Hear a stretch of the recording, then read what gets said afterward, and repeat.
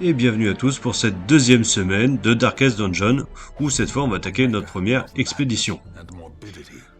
Alors, cette fois on va partir dans les ruines, et pour constituer notre groupe, on fait avec ce qu'on a de toute façon. Donc on va avoir le médecin de la peste et la vestale. Donc le médecin de la peste dispose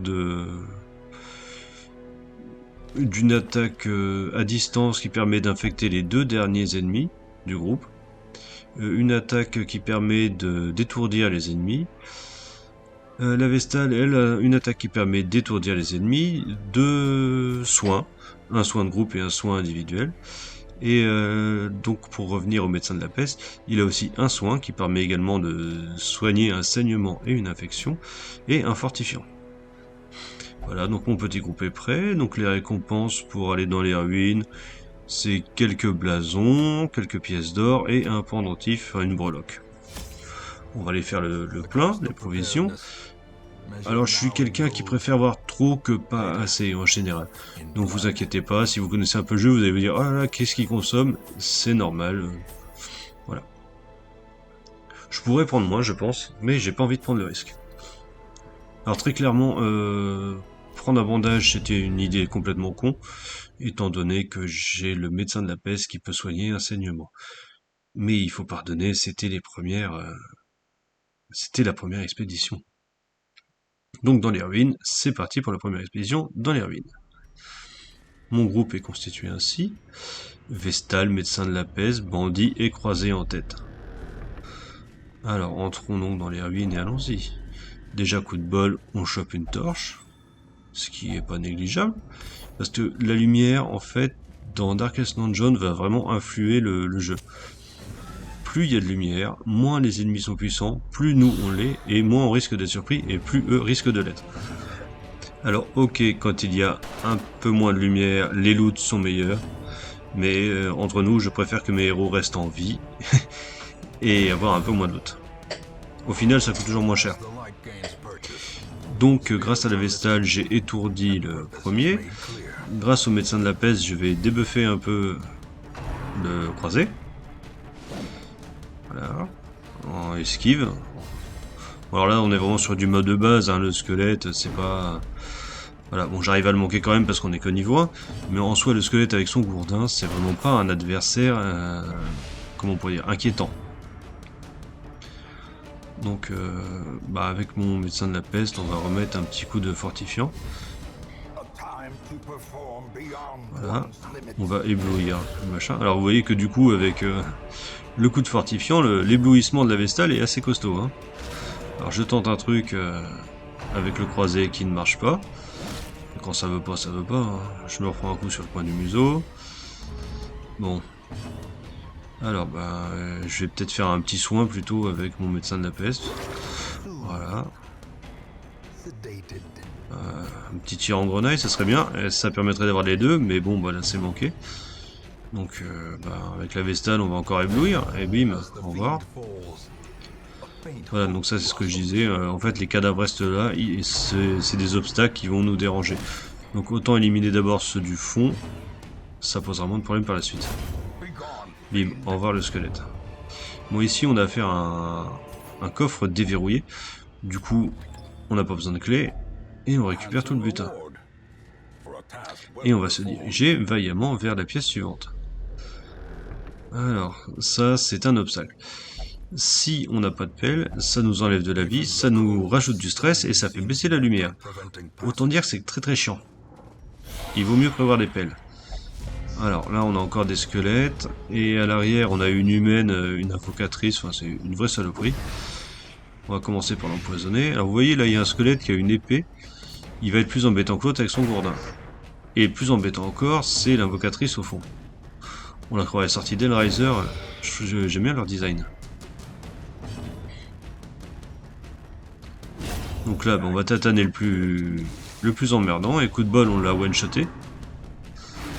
Voilà, donc quand je disais qu'elle est chiante, voilà, le stress qui augmente de 19 quand même, c'est pas rien.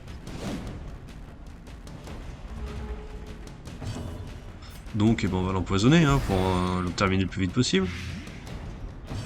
Logiquement, à le prochain tour, elle sera morte. Elle aura même pas le temps de jouer, elle sera morte.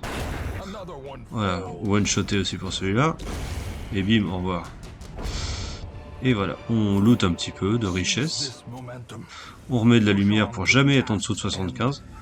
Tant que je suis au-dessus, je suis vraiment surprise max pour les adversaires, critique max pour nous, le moins de dégâts possible d'adversaires. Donc dans l'ensemble, je reste autant que possible au-dessus de 75. Un petit sac à dos, alors ça c'est du loot gratos parce que c'est toujours bon dans le sac à dos. Il n'y a jamais de piège.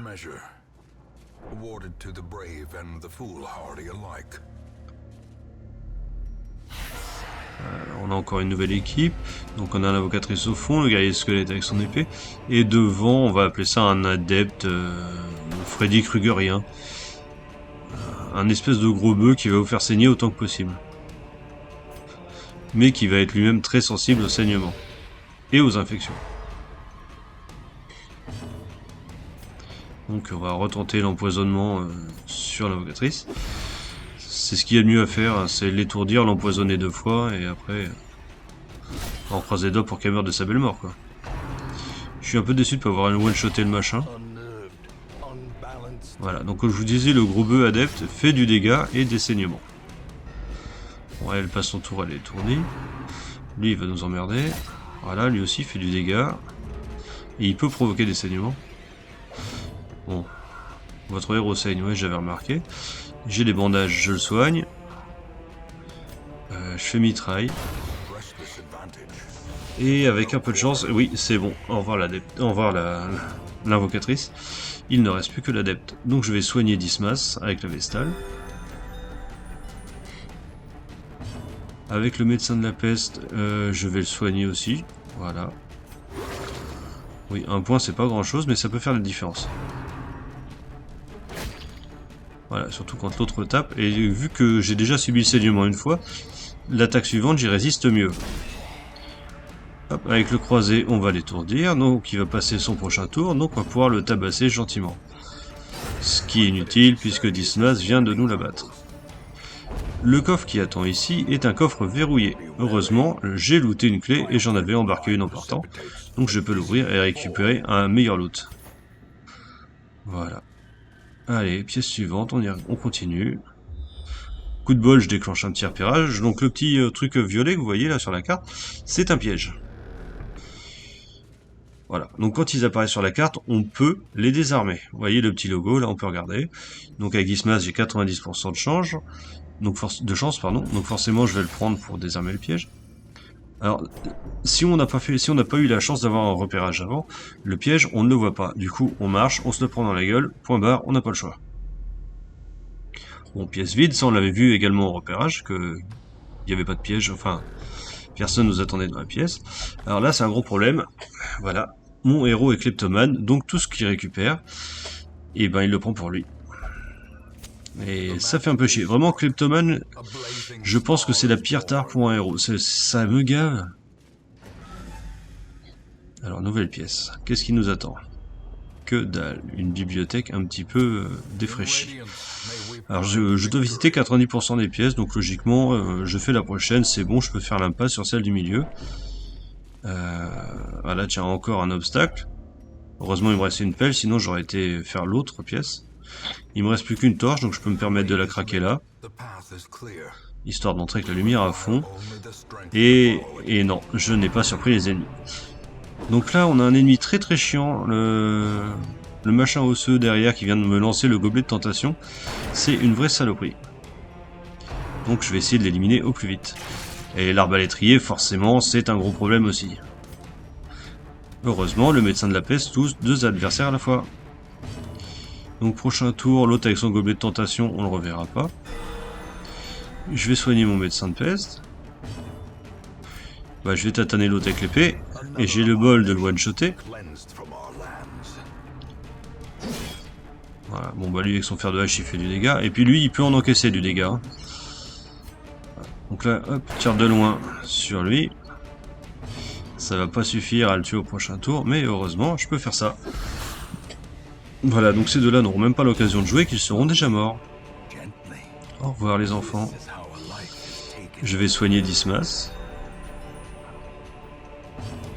Et tabasser le gros. Je vais l'étourdir pour être plus précis, tiens. Comme ça je prendrai pas de coups sur ce tour là. Et au prochain tour on sera 4 à lui taper sur la gueule. Enfin 4 pas vraiment, bon la Vestale ne tape pas, et le médecin de la peste non plus. Mais bon, Dismas et le croisé, le bandit et le croisé, ça fait déjà le taf. Hein.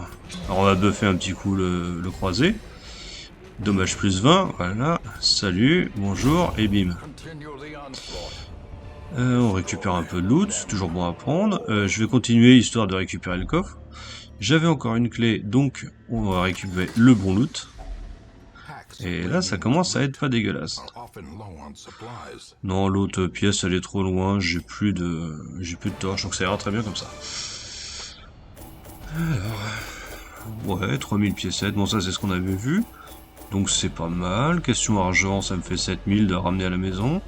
Il y a pas mal de legs, donc ce qui me permettra un petit peu de construire dans le hameau. Alors, les XP de détermination. Est-ce que ça va être bon? Ah, très bien, cartographie des tranières. Meilleur repérage pour Dismas. Robustesse, très bien. Satanophobie, non, ça c'est pas cool. Et hippocratique, c'est pas mal. C'est même très bien pour quelqu'un qui aime servir de soignant principal. Bien, alors je pense qu'on peut dire que cette première expédition s'est plutôt bien passée. Alors ça c'est les attributs négatifs sévères, donc au bout d'un moment ils vont, on va dire, s'incruster dans nos héros. Et ils ne changeront plus, parce que quand les héros ont 5 attributs négatifs, et qu'ils en ont un 6ème qui arrive, le 6ème on remplace un au pif, pour qu'il y en ait toujours 5. Mais quand ils sont ancrés, bloqués, et ben ils ne changent plus. Alors ça c'est l'abbaye ou le bar, c'est un endroit pour, on va dire, déstresser. Enfin, c'est pas on va dire, c'est pour déstresser. Parce que quand nos héros ont trop de stress, ils pètent un boulon. Des fois c'est négatif, très souvent c'est négatif, parfois c'est positif, et s'ils pètent vraiment trop un boulon, ils peuvent mourir d'une crise cardiaque. Donc entre deux expéditions, il vaut mieux faire descendre leur niveau de stress. Donc le niveau de stress est symbolisé par les espèces de petits carrés blancs qu'on voit sous leur nom. Par exemple, Valence a 3 carrés sous son nom, ça veut dire que son niveau de stress est entre 30 et 40. Donc j'ai tout intérêt à aller le soigner. Donc là, dans la diligence, j'ai récupéré un nouveau médecin de la peste, et un lépreux. Alors le lépreux, on va dire, c'est bien, c'est bourrin. Et il peut soigner. Donc le lépreux, c'est vraiment un héros à mettre en première position pour faire des gros dégâts, et en encaisser pas mal. Et moi, c'est un personnage que j'aime beaucoup utiliser. Je le trouve mieux que le croisé en première position en tout cas. Voilà, bon ben, je pense que j'ai construit ce que je pouvais, donc vous voyez, j'ai un petit peu augmenté l'abbaye tout à l'heure. Est-ce que je peux pas faire un peu mieux? Non, donc j'ai augmenté un peu le cloître, donc ça me coûte un peu moins cher et c'est plus efficace. Et ben je pense qu'on va se retrouver la semaine prochaine pour de nouvelles aventures. Et je compte sur vous pour vous abonner afin de ne rien louper.